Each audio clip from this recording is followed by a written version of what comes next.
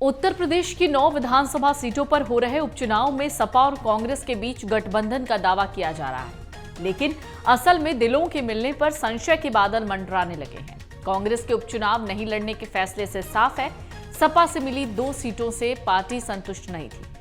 दरअसल कांग्रेस यूपी विधानसभा उपचुनाव में मंझवा, फूलपुर, गाजियाबाद, खैर और मीरापुर सीट मांग गई थी। सपा ने गाजियाबाद और खैर सीट छोड़ी, लेकिन सपा के इस फैसले पर कांग्रेस ने असंतुष्टि जताई। इस बीच सपा की ओर से कहा गया फूलपुर सीट भी दे सकते हैं, लेकिन बुधवार को यहां से सपा के मुज्तबा सिद्दीकी ने पर्चा दाखिल कर दिया।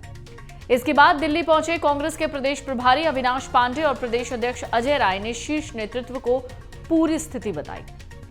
ऐसे में सवाल ये खड़ा हो रहा है कि क्या यूपी में सपा कांग्रेस गठबंधन में सब कुछ सही है।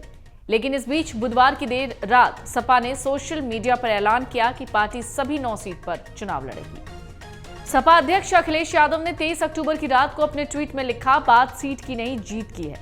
इस रणनीति के तहत इंडिया गठबंधन के संयुक्त प्रत्याशी सभी 9 सीटों पर समाजवादी पार्टी के चुनाव चिन्ह साइकिल के निशान पर चुनाव लड़ेंगे। कांग्रेस और समाजवादी पार्टी एक बड़ी जीत के लिए एकजुट होकर कंधे से कंधा मिलाकर साथ खड़ी। इंडिया गठबंधन इस उपचुनाव में जीत का एक नया अध्याय लिखने जा रहा है। अखिलेश यादव ने आगे लिखा, कांग्रेस पार्टी के शीर्ष नेतृत्व से लेकर बूथ स्तर तक के कार्यकर्ताओं के साथ आने से समाजवादी पार्टी की शक्ति कई गुना बढ़ गई है।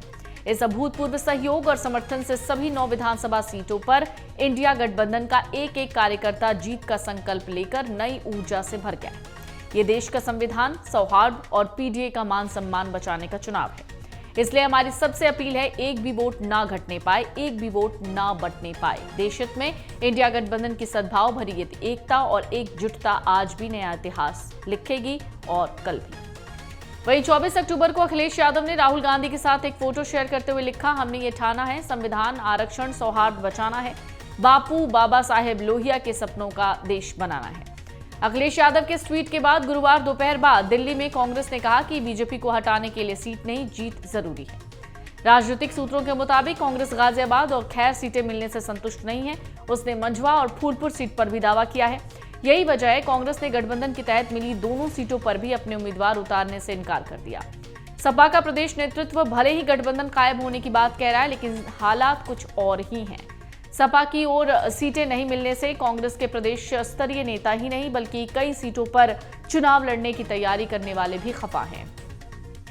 यूपी उपचुनाव में कांग्रेस के हाथ खाली रहने पर बीजेपी ने तंज कसा है। पार्टी प्रवक्ता राकेश त्रिपाठी ने कहा कि हाथ का पंजा खाली रह गया, कांग्रेस अब हाथ मलती रहे। उन्होंने कहा, सपा ने कांग्रेस को धोबी पछाड़ दाव दिया।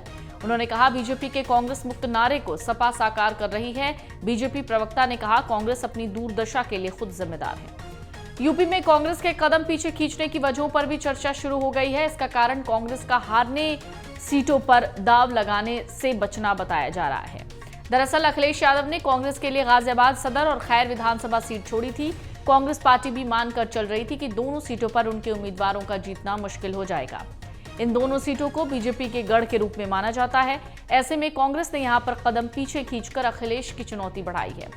कांग्रेस ने इस कदम से समाजवादी पार्टी को एक बड़ा संदेश दे दिया है। संदेश विधानसभा चुनाव 2027 को लेकर अहम माना जा रहा है। कांग्रेस विधानसभा चुनाव में अधिक सीटों की डिमांड कर सकती है।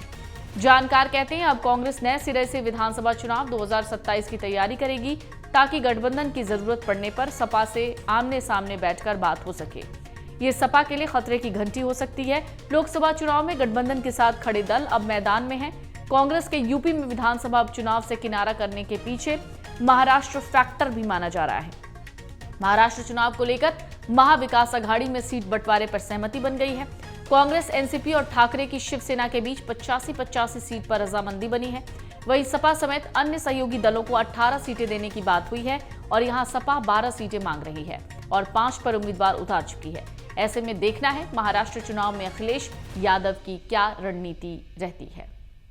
अगर आप ये वीडियो YouTube पर देख रहे हैं तो हमारे चैनल को सब्सक्राइब कर बेल आइकन दबाएं और Facebook पर देख रहे हैं तो हमारे पेज को लाइक करें। 8 मिलियन प्लस सब्सक्राइबर, आपके इस भरोसे के लिए बहुत धन्यवाद।